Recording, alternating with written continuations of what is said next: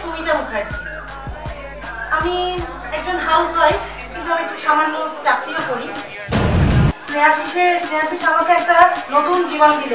যখন ভাবতাম যে আমি মোটা হয়ে গেছি, অনেক বয়স হয়ে গেছে, আর নাচতে পারবো না,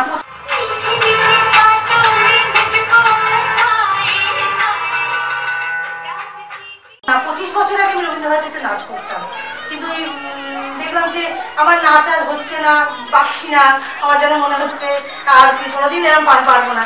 কিন্তু এই স্নেহাশিস আমাকে নতুন করে একটা জীবন দিল। দিয়ে দেখছি যে স্নেহাশিস এসে বললো যে মায়েদের নাচ করতে হবে, তখন আমার খুব ভালো লাগলো।